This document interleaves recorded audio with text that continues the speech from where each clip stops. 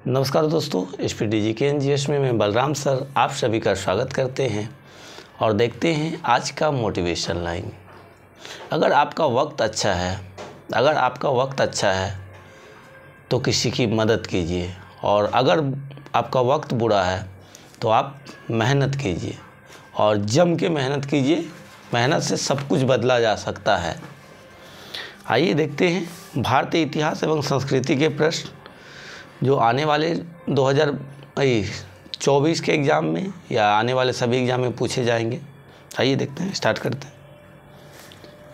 मुग़ल बादशाह औरंगज़ेब को किस सूफी सिलसिले में दिलचस्पी थी? नक्शबंदी में दिलचस्पी थी। बाबर फरगना की गद्दी पर कब बैठा? 1494 ईस्वी में। बाबर फरगना की गद्दी पे कब बैठा? 1494 ईस्वी में। इनका जन्म हुआ था 1483 ईस्वी में। बाबर ने भारत पर पहली बार आक्रमण कब किया? 1519 ईस्वी में किया। बाबर ने भारत पर पहली बार आक्रमण कब किया? 1519 ईस्वी में किया। और किस जनजाति के विरुद्ध किया? तो यूसुफ जनजाति के विरुद्ध किया। बाबर की प्रसिद्ध युद्ध नीति तुगलकनामा का प्रयोग सर्वप्रथम किस युद्ध में हुआ? पानीपत के प्रथम युद्ध में हुआ। और पानीपत का प्रथम युद्ध 1526 ईस्वी में हुआ था। बाबर और इब्राहिम लोधी के बीच हुआ था। बाबर की प्रसिद्ध युद्ध नीति तुगलकनामा का प्रयोग सर्वप्रथम किस युद्ध में किया? पानीपत के प्रथम युद्ध में। चंदेरी का युद्ध किनके बीच हुआ था? मेदिनी राय और बाबर के बीच हुआ था। बाबर विजयी हुआ था और 1528 ईस्वी में युद्ध हुआ था, चंदेरी का युद्ध। खानवा के युद्ध में विजय के बाद बाबर ने किसकी उपाधि धारण की? गाजी का उपाधि धारण की। खानवा के युद्ध में विजय के बाद बाबर ने किसकी उपाधि धारण की? गाजी की उपाधि धारण की। मुबय्यान नामक पद शैली का जन्मदाता किसे माना जाता है? बाबर को माना जाता है। मुबय्यान नामक पद शैली का जन्मदाता किसे माना जाता है? बाबर को माना जाता है। बाबर किसका अनुयायी था? नक्शबंदी सूफी ख्वाजा अब्दुल्ला अरहार का। बाबर किसका अनुयायी था? नक्शबंदी सूफी ख्वाजा अब्दुल्ला अरहार का था। गद्दी पर बैठने से पहले हुमायूं कहाँ का सूबेदार था? बदखशा का सूबेदार था हुमायूं गद्दी से बैठने से पहले। दीनपनाह नामक नगर की स्थापना किसने की थी? 1533 ईस्वी में हुमायूं ने किया था। दीनपनाह नामक नगर की स्थापना किसने की थी? 1533 ईस्वी में हुमायूं ने किया था। शेरशाह का जन्म कब हुआ था? 1472 ईस्वी में हुआ था। शेरशाह का जन्म कब हुआ था? 1572 ईस्वी में हुआ था, बजवाड़ा होशियारपुर में। शेरशाह के बचपन का नाम क्या था? फरीद खां था। शेरशाह के बचपन का नाम क्या था? फरीद खां था। शेरशाह दिल्ली की गद्दी पर कब बैठा? बिलग्राम युद्ध के बाद। शेरशाह दिल्ली की गद्दी पर कब बैठा? बिलग्राम युद्ध के बाद बैठा।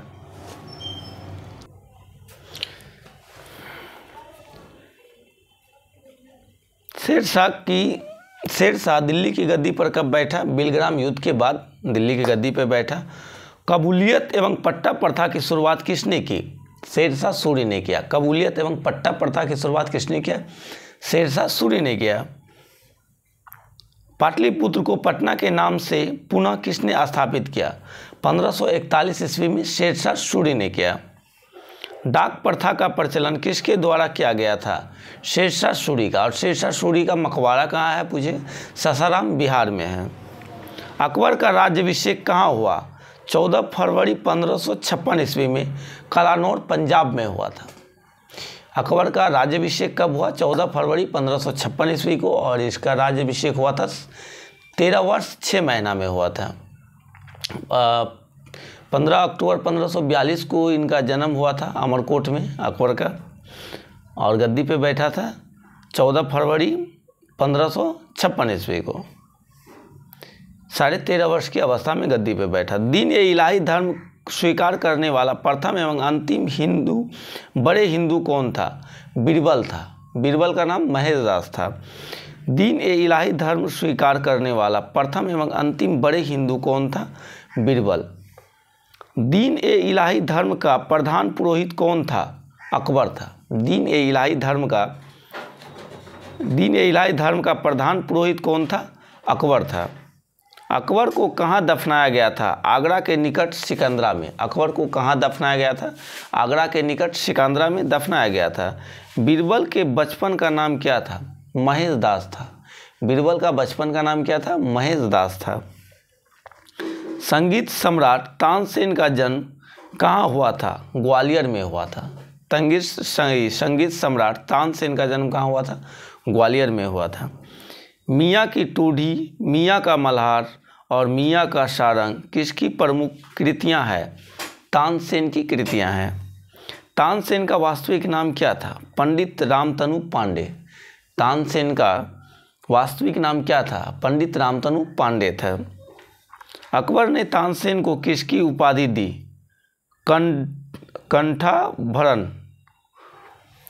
कंठाभरण वाणी विलास की उपाधि दी। अकबर ने भगवान दास को किसकी उपाधि दी? अमीर उल उमरा को भगवान दास की उपाधि दी। किस मुगल शासक ने अनुवाद विभाग की स्थापना किया? अकबर ने अनुवाद विभाग का स्थापना किया था। नकीब खां, अब्दुल कादिर बदायूनी तथा शेख सुल्तान ने रामायण एवं महाभारत का अनुवाद किस भाषा में किया? फारसी में किया। अबुल फजल ने पंचतंत्र का अनुवाद किस नाम से किया? अनवर ए सादात का ये किया। मौलाना हुसैन फैजी ने पंचतंत्र का अनुवाद किस नाम से किया?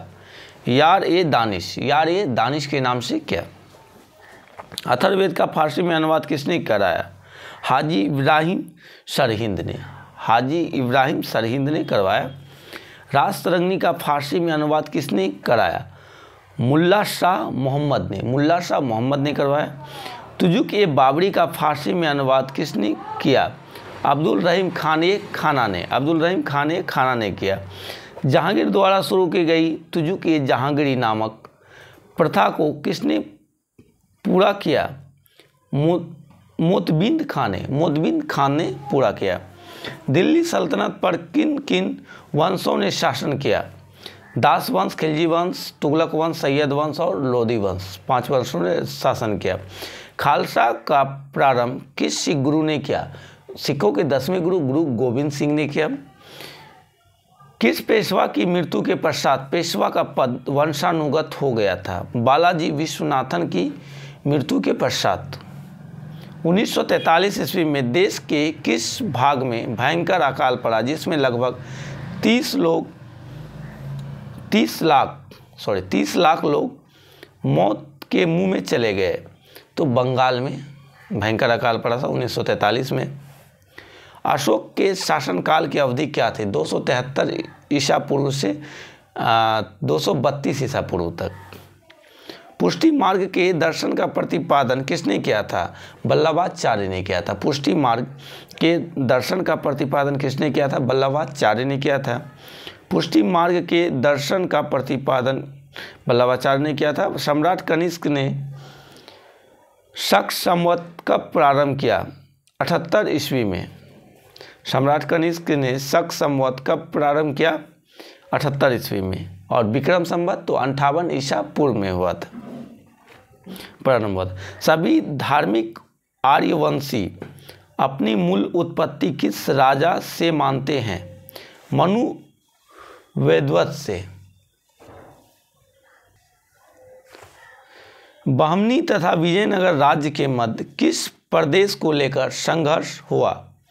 रायचूर का दोआब के लिए संघर्ष हुआ। दिल्ली के सुल्तान एवं 40 के दल के बीच संघर्ष किसकी मृत्यु के पश्चात हुआ? इल्तुतमिश की मृत्यु के पश्चात हुआ। राजा बनने से पूर्व वह अंग का राज्यपाल था और उसे कुनिक के नाम से जाना जाता था। यह कथन मगध के किस शासक से संबंधित है? अजात शत्रु से संबंधित है। विशाल सांडों की जुड़वा पैरों वाली विशिष्ट प्रकार की मृण मूर्तियाँ किस सैंधव स्थलों से प्राप्त हुई है? कालीबंगन से प्राप्त हुआ है। भक्ति को दार्शनिक आधार प्रदान करने वाले प्रथम आचार्य कौन थे? रामानुज थे। सामान्य परिस्थितियों में स्त्री धन के उत्तराधिकार में प्रथम अधिकार किसका होता था? पुत्रियों का होता था। सामान्य परिस्थितियों में स्त्री धन के उत्तराधिकार में प्रथम अधिकार किसका होता था? पुत्रियों का होता था। दासों की मुक्ति का विस्तृत निरूपण सर्वप्रथम मिलता है नारद स्मृति में मिलता है। मिर्जा राजा जय सिंह द्वारा 1665 ईस्वी में पुरंदर के घेरे के समय कौन सा यात्री उपस्थित था? वार्नियर उपस्थित था। पाहन पूजे हरि मिले तो मैं पूजू पहाड़, यह कथन किस संत का है? कबीर का है। पाहन पूजे हरि मिले तो मैं पूजू पहाड़, यह कथन किस संत का है? कबीर का है। ऋग्वेद में युद्ध के लिए प्रयुक्त शब्द है, युद्ध के लिए गविष्टि शब्द प्रयुक्त है। नानाघाट, नासिक एवं सांची के अभिलेख किस राज्य परिवार का उल्लेख करते हैं? सातवाहन का उल्लेख करते हैं। कालजयी रचना जीवन चिंतामणि किस मत से संबंधित है? जैन मत से संबंधित है। किस सिख गुरु द्वारा गुरुमुखी लिपि का प्रारंभ किया गया? गुरु अंगद द्वारा गुरुमुखी लिपि का प्रारंभ किया गया। तो मिलते हैं दोस्तों नेक्स्ट वीडियो में। वीडियो अच्छा लगे तो चैनल को सब्सक्राइब कीजिएगा, लाइक कीजिएगा, कमेंट कीजिएगा, शेयर कीजिएगा। धन्यवाद।